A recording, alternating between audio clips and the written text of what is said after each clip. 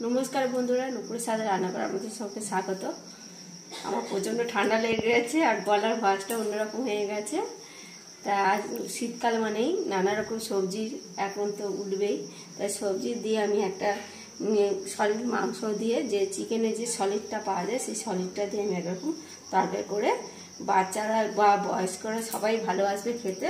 আর অনেক রকম তো সবজি বাচ্চারা খেতেই চায় না, যদি একটু মাংস পড়ে তাহলে সবজিটাও খেয়ে নেবে, মাংস একটু করে। তাহলে চলুন তাহলে রেডি করে নিই আমরা সব কটা, তাই না? আমি তো এখান থেকে কড়াটা তো রেডি করে নিয়েছি আগে থেকে। এবার গ্যাসটা আমি জ্বেলে দেবো। আগে কড়াটা গরম হতে হতে আমি একটা মশলা রেডি করে নেবো। আগে আমি এখানে আদা রসুনের পেস্ট নিয়েছি, এর মধ্যে আমি কিছু মশলা মিশিয়ে নেবো। আগে আমি একটু হলুদ গুঁড়ো দিয়ে দিচ্ছি এতে। এখানে পেঁয়াজ দিলে শুধু আদা আর রসুন দিচ্ছি, অল্প অল্প করে দিচ্ছি একদম।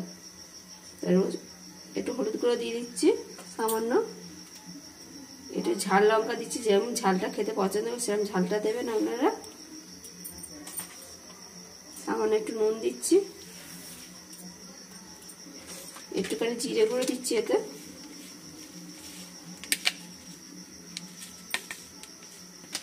আর একটু দিচ্ছি কাশ্মীরি লঙ্কার গুঁড়ো।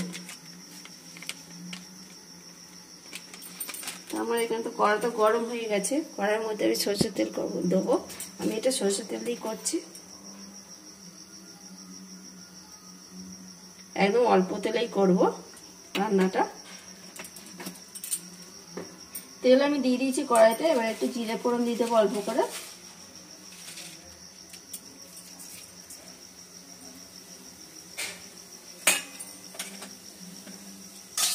আমার তেলটা এখানে ভালোভাবে গরম হয়ে গেছে।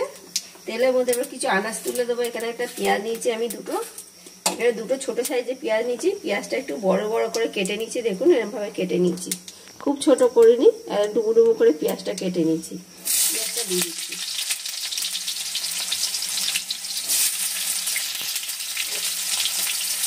পেঁয়াজটা একটু ভেজে নেবো আগে একটু হালকা করে। আমার পেঁয়াজটা ভাজা হয়ে গেছে, খুব লাল লাল করে দেখুন, হালকা ধরনের একটু লাল লাল করে নিয়েছি, ভেজে নিয়েছি। এবার এখানে নানা রকম সবজি নিয়েছি। দেখুন সবজির মধ্যে আমি নিয়েছি এখানে গাজর নিয়েছি, বিট নিয়েছি, বিনস নিয়েছি, একটু সামান্য কুমড়ো নিয়েছি, ক্যাপসিকাম নিয়েছি, ফুলকপি নিয়েছি, আর নিয়েছি পেঁয়াজ কালি, আর এখানে নিয়েছি আলু।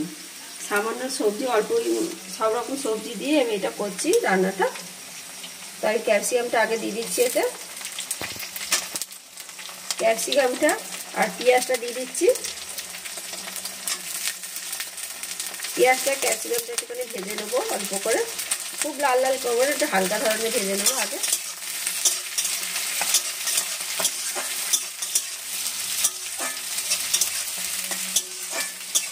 আর পেঁয়াজটাকে ক্যাপসিকামটা ভাজা হয়ে গেছে, খুব লাল লাল করে হালকা ধরনের ভেজে নিয়েছি।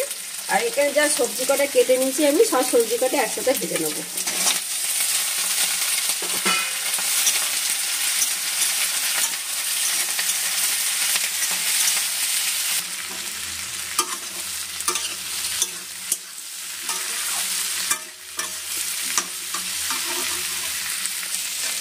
সবজি কটা ভালোভাবে ভাজা হয়ে গেছে, দেখুন একেবারে সব সবজি ভাজা হয়ে গেছে, একদম অল্প তেলেই ভাজা ভাজা করে নিয়েছি এগুলো।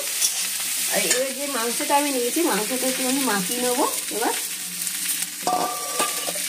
আমি একদম সলিড মাংস নিয়েছি, এখানে কোনো হাড় ছাড়া কোনো হাড়ের মাংস নিয়ে পুরো সলিডটা নিয়ে নিয়েছি। এখানে কিছু মশলা একটু মাখিয়ে নেবো।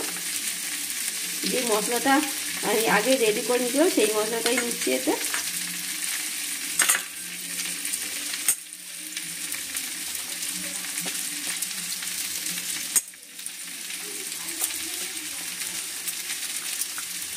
মশলাটা আমি মাখিয়ে নিয়েছি, আর এখানে যে মশলাটা আমি রেডি করে নিয়েছি সেই মশলাটা আমি এতে দিয়ে দিচ্ছি।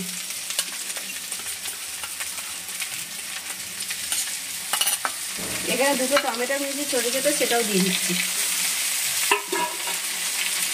এবার ভালো করে একটুখানি কষে দেবো।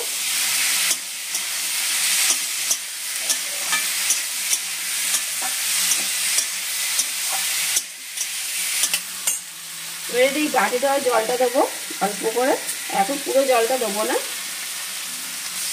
এই মশলাটা একটু ভালো করে আগে কষে নেবো।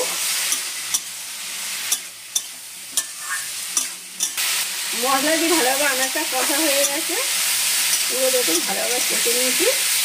আর যে মাংসটা মাখিয়ে রেখেছিলাম সেই মাংসটা আবার দিয়ে দিচ্ছি।